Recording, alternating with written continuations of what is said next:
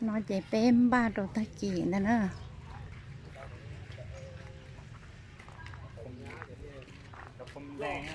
cái chợ đến đây nói à chợ VIP đó nó bé xỉ họ nó ít cho xỉ xỉa lia nó xỉ thao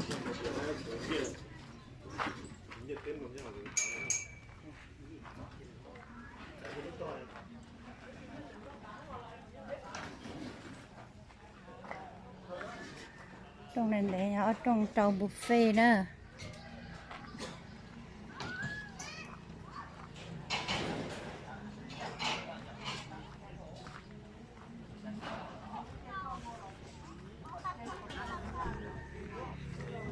nó tỏ tăng út tăng nó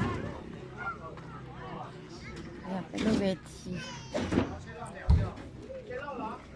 nói giờ khó về thì khó thay đổi nữa xì trong có cái kia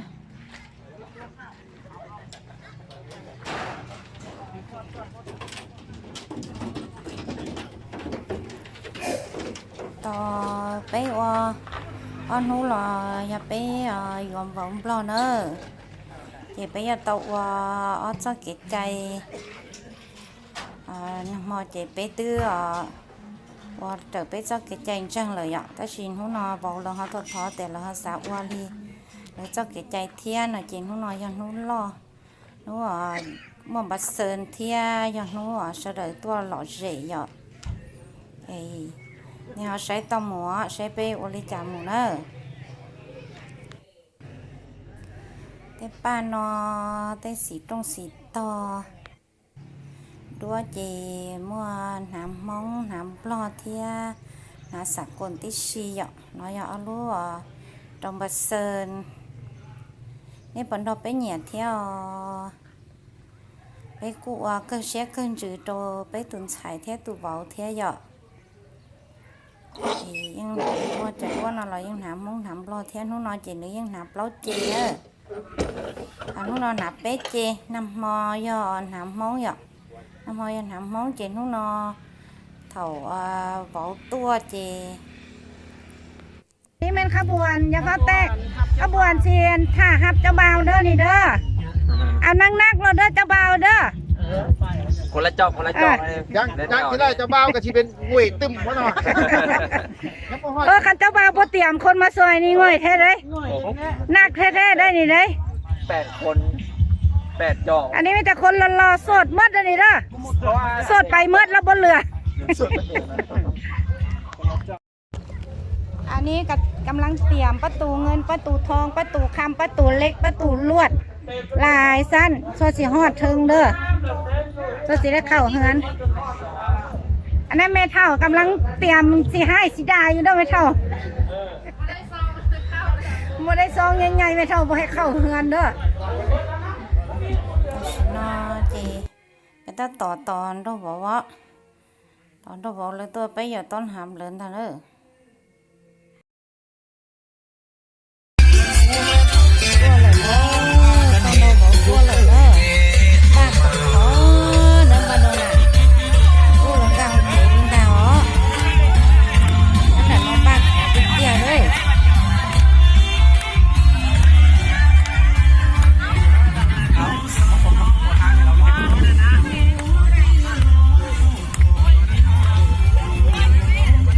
ออก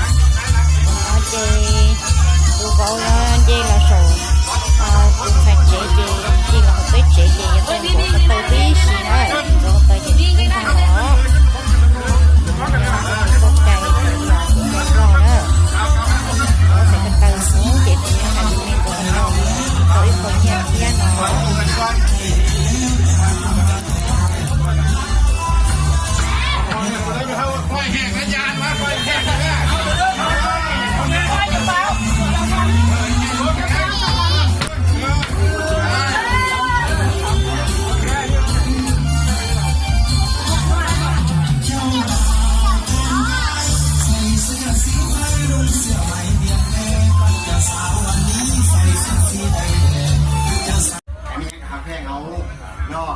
ก็มีอย่างที่ประกาศตัวปกครองในกฎหมายงานคนแน่ของส่วนบอกคือว่าอันเรื่องพระดองของแก้วหรือว่าเกี่ยวกับของพูดเขาบอกมา2 คำ 3 คำซึ่งแต่จะมีอีกเรื่องเนาะจะนั่นขึ้นให้แกบรรดาลูกหลานคือเขาจะได้สืบต่อสร้างตัวเองเพื่ออนาคตของเขาเองทางสมบูรณ์ทางนี้แล้วทำหลวงน้องหลานมาสร้างมาสามาเข้ามาคูณแล้วแต่มื้อนี้วันนี้ก็เป็นอยู่งามยามดีเป็นเบียของลูกของหลานจะให้ลูกหลานนี่ค้ำคูณรู้ขึ้น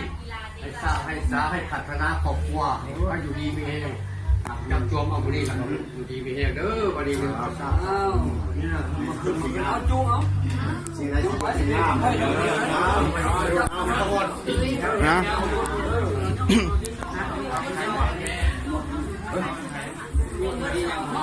เรากลายเป็นท่องไอเดียกันเลยเนาะหามาสู่กันเลยพี่น้องเขาเด้อสรุป2 ฝ่ายผมสบายผมทำสบายจบครั้งเลยก็จบกันเลยพอแล้วจบกันเลย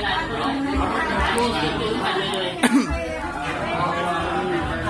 เอาเราทำงานดีเอาเป็นทิพย์ตัวยิ้มเนี่ยเสียเอาทำอย่างนี้นะมันสบายใจแล้วช่องใครก็จะได้เอาแล้วเนาะเอาไม่ยอมนะเอาแล้วก็ได้หนักเราจะได้หนัก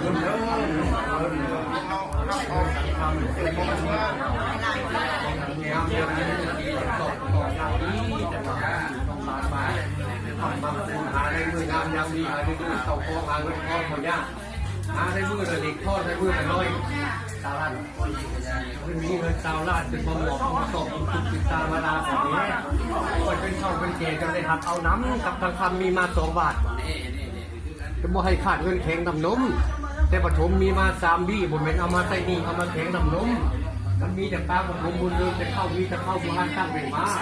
ขอให้เพียงหาคนคุ้มมันเก่งขอให้อยู่ในร้าน1วันเดียวเดียวเด้อ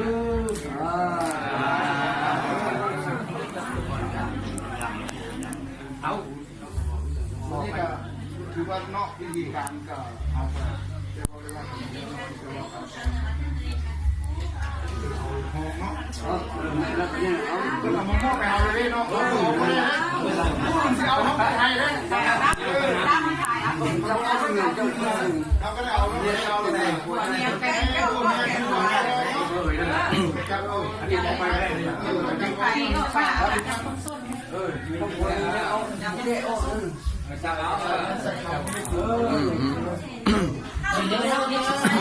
ไปไฟบ้านไปไฟบ้าน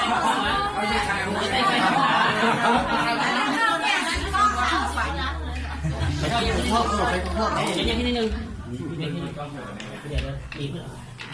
หมอบอกการยิงไปเลยจะสี่จะ3ถ้าเปิดคือน้องต้องดูมันแต่มันต้องมีเท่านึงเรื่องก็คือนิดนึงมันจะมีแล้วคำนั้น